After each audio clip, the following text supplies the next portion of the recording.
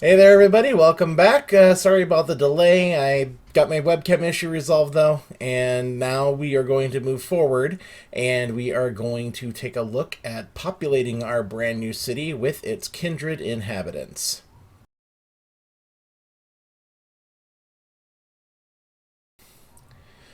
Okay, during this phase of the city creation, we are going to draw upon everything that we've done up to this point. This includes the conversation you had with your players, the research that you did, and then the plotting and planning of your different neighborhoods, districts, and the points of interest. Now, as an aside, if your city is set in the Americas, they are younger cities than those compared to, Eurasia, and they also tend to feature younger kindred. Not saying that elders didn't come across, and it's strictly neonate and ancilla over here in the states, but the younger kindred are going to make up the base of the population. This effect is going to be exasperated if you are using the beckoning meta plot. You have the opportunity to create some real good chronicles building upon that power vacuum. Uh, and I did say previously that there is no official canon as far as what city has what political affiliation outside of Chicago and LA right now, and the stuff over that's mentioned in the other source books.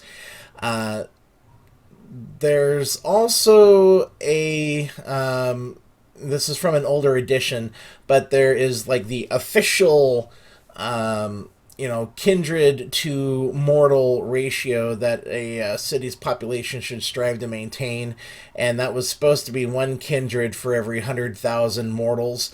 However, any ST that you talk to is going to tell you that that number is way too restrictive. Do what you want, by all means. Uh, there's a lot of interesting threads that you can place with that ratio, however, so don't neglect everything that you may just toss into the scrap heap. There may be some good storytelling to be had in those areas.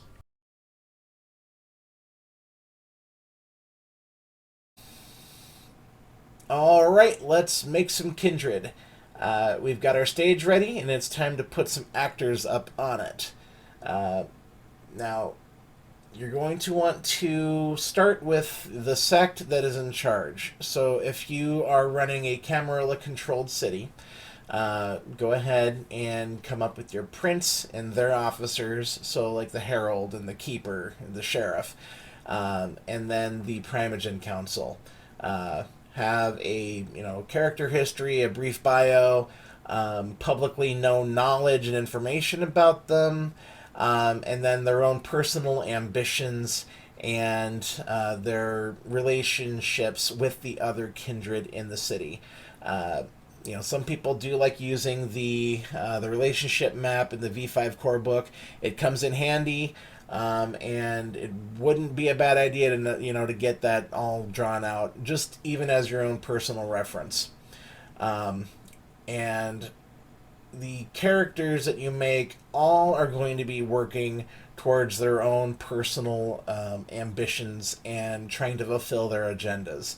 Whether or not that is part of the chronicle that you're going to be running, um, it's not a bad idea to have a sort of background simulation running, just so that there are things moving around off stage. Um, you never know if the players might suddenly go off on a weird tangent, and the next thing you know, they're stumbling into something that they shouldn't have seen being done by someone who really didn't want that to happen.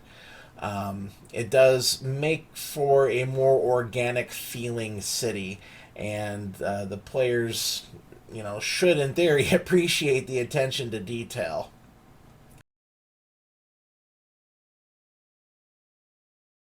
All right, all your kindred are ready to rock and roll. Go ahead and start plopping them down into the neighborhoods and districts that you've made. It's handy having the points of interest already laid out. you know, it is cliche to, you know, have like, you know, the Ventru Primogen has their office in the, you know, top floor of the tallest skyscraper in town. But cliches and tropes like that are tropes for a reason. They do make for recognizable storytelling elements.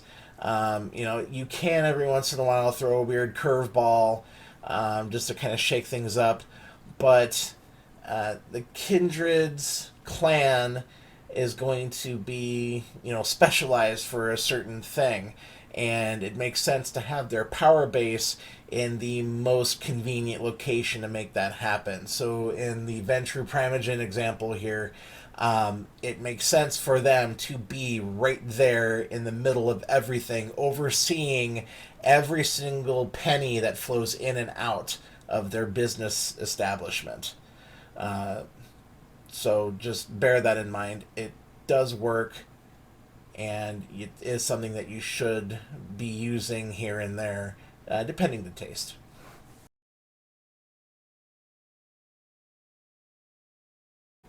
All right, one last thing to wrap this up here. Uh, just because you've got all of these characters made, it doesn't mean that you have to throw every single one of them at your table. Uh, Going back to, you know, what we were talking about earlier in the background simulation. Um, if, for example, you don't have any Malkavian players at the table, you know, it doesn't necessarily make total sense to, you know, have the Malkavian Primogen take a sudden interest in these characters just because you made the character and you want to use them. Don't just throw them out willy nilly. If you are going to involve any of the SPCs with the coterie, make sure that you have a reason to do so other than, you know, hey, I need to use this, I made it. Don't fall into that habit. Keep things clear, concise, and focused. So then that way, your players can go about doing what they want to do instead of constantly getting sidetracked into conversations and scenes with other individuals that don't necessarily bear into what they're trying to accomplish. Alrighty, well, thank you for sticking around. Be sure to like and subscribe and ring the bell, blah, blah, blah, blah, blah.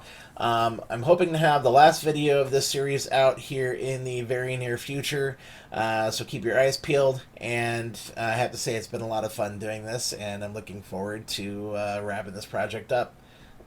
Y'all stay groovy and have a good time. Peace out.